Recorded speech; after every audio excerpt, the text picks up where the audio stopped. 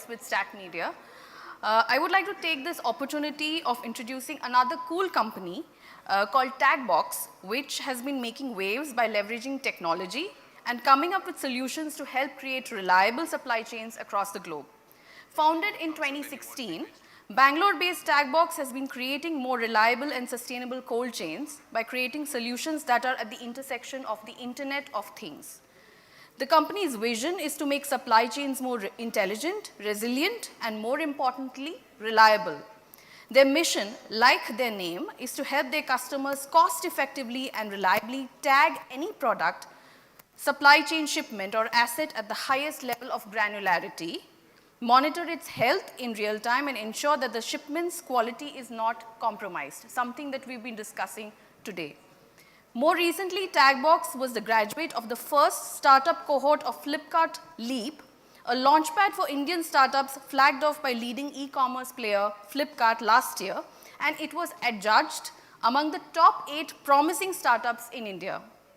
We will now hear from Adarsh Kumar, the co-founder and CEO of TagBox, about how they are shaking up the status quo in pharma and perishable logistics with their solutions. Please note that there will be a Q&A session at the end of his 15-minute presentation where you can shoot some questions that you have to him. Adarsh, the floor is yours. Thanks, Lakshmi. I'll just start with this image. Somebody made a point that supply chain is not adding much value to the overall business. So here is where a lot of the value that got created by R&D and marketing just got destroyed because supply chain was not maintained properly. This is something I saw a couple of days ago on LinkedIn. And this is the problem, right? So you had 2 vaccines and they're supposed to be in refrigerated condition, but then it did not reach the customer appropriately because the temperature was not maintained properly, right? So this is the problem that we need to solve. Supply chain adds a lot of value, but more importantly, if not done right, can destroy all the value that is being invested in R&D and marketing. Just go back to my deck, please. Good afternoon, everyone. This is supposed to be a relief session, but I am holding you off from lunch, so please bear with me. Thanks, Stat Group, for inviting me here to present. We are a 6-year-old company. Still want to call ourselves a startup because our DNA does not change. Right? We have been doing a lot of interesting work, primarily in India and now kind of going outside India. What we are really trying to do is how can we help customers create more reliable supply chains and site operations.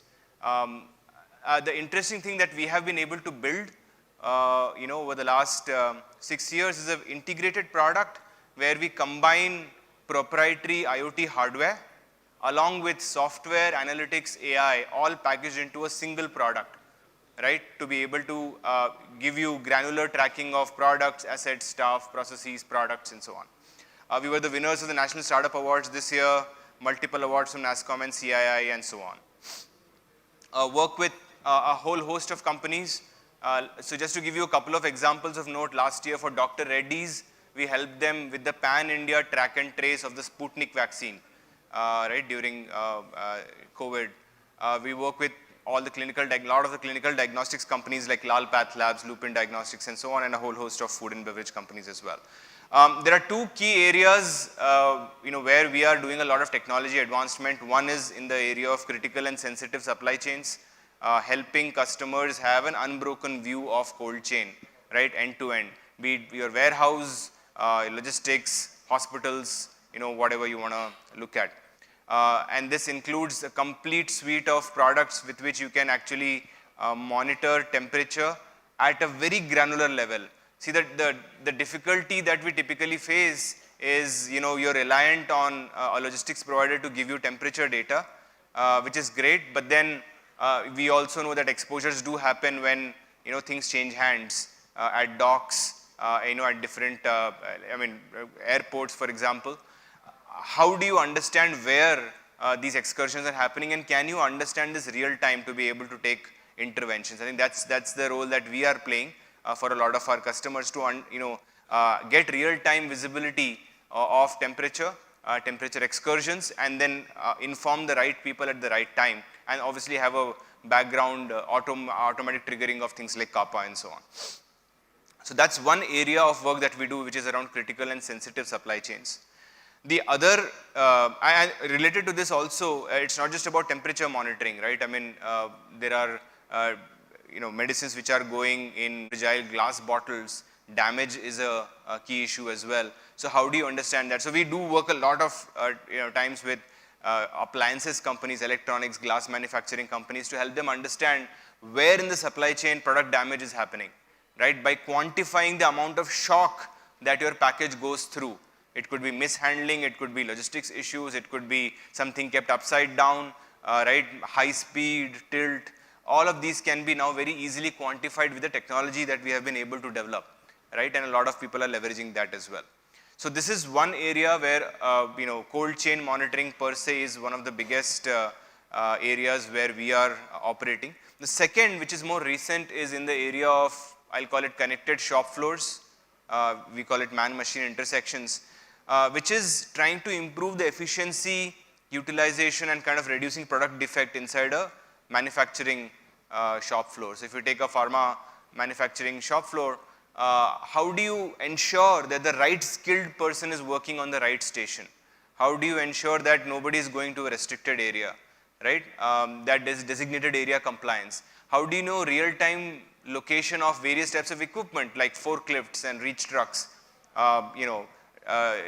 Financial audits are typically a big deal. So many assets are purchased over a period of time, but then you don't know where they are, whether they are being utilized or not utilized. That's a place where we are helping. And all of this, the fabric, common technology fabric that we use exactly remains the same, irrespective of whether it's a supply chain solution or it's the connected shop floor solution. Oops. Yeah, so the way this works, starts with these guys, and this is just one example, but if you can't see it, it's good because it's actually that small. These are very small, sensors. These are IoT sensors. This one, for example, is a temperature sensor. Okay, and I'll obviously give you the examples with some case studies later, but this comes with a 2-year battery life, does not have to be recharged, can record up to 3 months of data, right, and keep monitoring your supply chain real time, right. So these are the sensors which would then go onto a box, on a pallet, in a truck, on a person in the form of a tag, right, can be attached to a forklift. So same basic concept of traceability and monitoring key parameters happens with those tags. So that's how the configuration happens. And then you have a different device called a gateway. So the sensors basically work on, just to go into a little bit of the technology, right, it works on Bluetooth as a technology, Bluetooth low energy, specifically low power, right. And you could have 40 boxes of vaccine inside a truck, each with a sensor, and just one gateway in the cabin. And and that gateway also does not have to be connected to the power source, nothing. You can just charge it overnight and send it in the cabin. You will get real-time temperature data, traceability obviously, temperature from every single box, all the 40 boxes real time, along with GPS location, which also this guys capture, right? So if you are, like, for example, a lot of people tell me, Adarsh, how do I monitor marketplace trucks? Because if it's dedicated trucks, you can still get them to install a GPS monitor, get them to install a wired temperature probe and so on, right? But if I want two problems. What if I want to monitor at a shipment level? Okay, real time, not your typical data logger, right? Data logger is great, but then you have passive data, you get the data only at the end of the trip when somebody takes out the data logger, connects it to a computer, then PDF report will get generated, right? None of that. How do I get real-time data at the that level of granularity, and how do I handle marketplace trucks because I don't have anything pre-installed? That's where this kind of wireless IoT technology comes into play, right? And actually what I'll do is I'll skip this and I'll talk about the case study because I think that will bring forth everything that I'm talking about. So this is actually the Dr. Reddy's case study, right? They were moving tons of boxes at the peak of Sputnik. Obviously, there's a rise and fall of Sputnik. All of us know that. But at the peak of Sputnik distribution, right, they were sending 25-liter boxes, each containing about 200 to 300 vials of the vaccine. It was a passively cooled environment inside a refrigerated truck. It was a minus 20 Celsius vaccine. I'm sure all of you are aware. And they wanted to make sure that every box of that vaccine is monitored from their GDC in Hyderabad to multiple CFA locations across the country and eventually to the end hospitals. They wanted to monitor that entire chain. So we helped them with that. More than 6,000, 7,000 sensors were given to them, and a very seamless process was created where our technology was integrated at the ERP level with their SAP systems, etc., where shipments and airway bills were getting generated.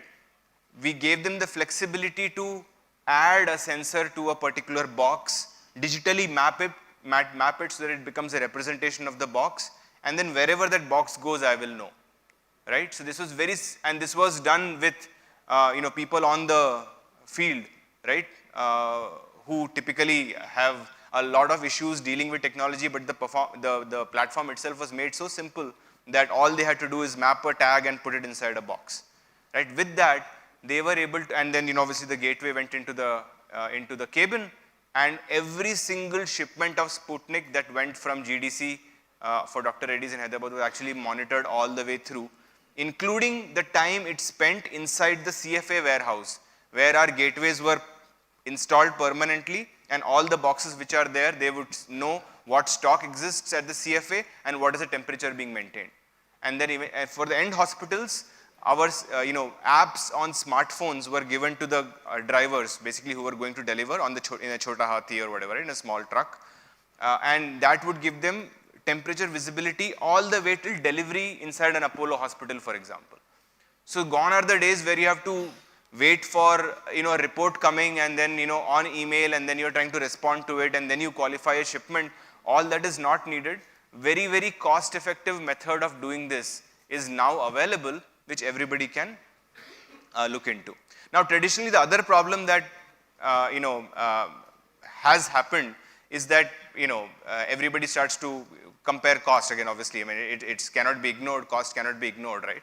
What we have done also to help Indian shippers specifically, right? Our price points in India, I mean, we are just realizing this, that whatever I charge for my system in India, I can charge almost 3 times that in a US or a Nordic, right? But in India, we have to be very conscious about the price point. So the one thing that we are doing with a lot of our F&B customers also is we are giving them the flexibility to not purchase the devices at all. Okay? And you will ask me why, or how rather. The biggest issue today is that a lot of companies come to me and say, Adarsh, I want to ship something, maybe a part truckload, right? But then I have no way to bring the device back. So what do I do? Right? Because ultimately this is a 2-year battery life sensor. How do you make it reusable? Right? There is a reusability aspect to it. So we now provide a complete pay-per-use model of using our devices. So you tell me, Adarsh, I have to do 100 shipments this month from these locations to those locations. You just give me that list. I will make sure you have a kit coming to those locations when the shipments need to happen, and I will get it picked up from the end destination. You just pay me per shipment. Okay? So we have made it that simple. Okay? And at a price point that I believe should work for the Indian market. It's working for the F&B segment. So for pharma, I'm 100% sure that it should be completely viable. Right? So this, I mean, now I feel, I mean, we have been doing this for 6 years. I'll be very frank with this group. When I started the company, the co-founders, we said that there are 2 segments who will pick up this technology. One would be pharma and another would be logistics. And both of those hypotheses were not true, right? F&B obviously is our biggest segment today. And I fail to understand why that is the reason. I'm sure cost obviously has its own role to play. But I think there is, somebody made a point earlier that we should get out of the mindset that, the same drug is getting one type of a treatment for one market and another type of a treatment for another market. Right? Today in India, you have technologies which are homegrown, built with a perspective of the Indian market, which are available. It's just a matter of kind of taking that leap and trying to use that and making sure that the vaccine that reaches the tier 2, tier 3 cities, rural areas still is able to maintain temperature, because otherwise the efficacy is lost, and we all know it won't serve its purpose. It might not have any side effects, but it won't have any effects at all, right? So I think that's something that needs to be completely thought through. Another big use case that we are doing, and this is very relevant for clinical trials kind of areas also, clinical diagnostics is something that we are doing. Every sample that gets collected from your houses, all the leading players actually use TagBox solution, where you have a bag in which they are collecting the blood samples. Samples, if you know, have to be maintained in a 2 to 8 degrees Celsius environment, and there needs to be traceability around that and so on. So with our technology, clinical diagnostics companies, are using this, e-pharmacy companies are actually using this to be able to create traceability and temperature compliance along with the efficiency of the phlebotomist also, right? So it's not just about quality and regulatory compliance, it's also about how can I bring in more efficiency and better utilization into my entire supply chain. This is just one last perspective here. This is not on the supply chain itself, but inside the factory, self-productivity perspective. But that's something that I'll just leave that on the slide while Lakshmi asks questions. Any questions?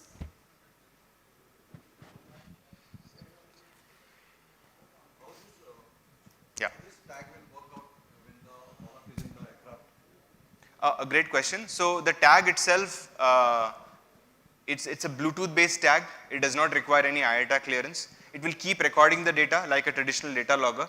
Once this airline lands, right, either with a smartphone or with our gateway, the entire data can be synced up again. So we have created almost like a pit stop model.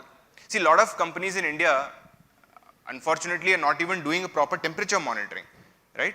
So with this, at least at every pit stop, you can get the data if you don't want real-time data, for example. And that's perfectly okay, right? I mean, a lot of people are saying, I don't want real-time data, but I just want to make sure it is still hands-free.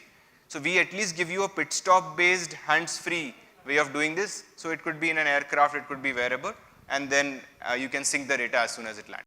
Yeah. Okay, thank you.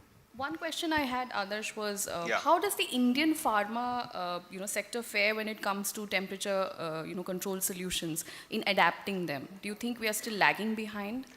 Yeah, I mean, that has been a constant crib that I've had for some time. Data loggers are prevalent, but again, there is definitely a difference in how we look at the stuff that goes outside India versus the same stuff that gets distributed inside. We as technology providers are trying our best to make it as seamless for customers to be able to adopt something like this. Yeah, I mean, like I said, it's now just a leap of faith that needs to happen. Now you have a brilliant case study that in a time of urgency when Dr. Reddy's had to do this, right? It was done within weeks and not months, right? So yeah, it's just a leap of faith at this point. Another question I had was for 3PL players, which part of the journey is most vulnerable, where visibility is most needed? Yeah, typically two places where we see. One is when stuff tech gets taken out from a cold room to an ante room, and then towards loading. That's where some temperature excursions do happen, and then typically wherever change of hands happen, I was mentioning that loading, unloading. Stuff moving. So basically moving in and out of a warehouse. See, typically inside a warehouse and inside a truck, for most part it's okay. Obviously there are other issues inside trucking, which is around turning off your air conditioning, etc., which is getting less prevalent now. But loading, unloading is where typically most of this would happen. Yeah. Thanks, Adarsh. Yeah, Thanks for thanks. the presentation.